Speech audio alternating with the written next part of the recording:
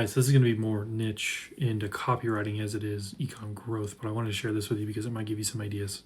So something I see and I'm noticing when it comes to the market, when it comes to one, selling to ecom brands, but also two, selling to customers, D2C, they're getting kind of sick and tired and they're getting beaten over the head with the idea of you have a problem.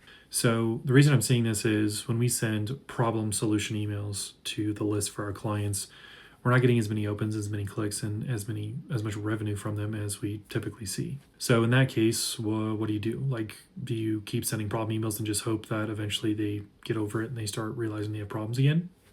We tried that for a couple months and it didn't really work. But what we ended up doing is, just as a solution has benefits, a problem has symptoms.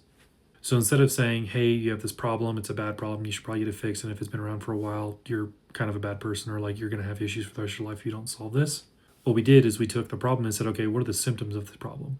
What are the outcomes of this problem if it's not solved? What are the factors or the traits of this problem that are leading to it to continue to exist? Now, as any copywriter worth their salt will know, depending on which generation you're selling to or who you're selling to, making it their fault or their problem is not going to get them to listen to your offer. So to wrap this up and just give the insight there is, instead of beating people over the head like you have a problem and it's a bad thing, focus on the symptoms or the traits, before the problem or after the problem. Don't focus on the problem itself. Sure, throw a one-liner in there and say, hey, is this your problem? Or if you're dealing with X, here's why.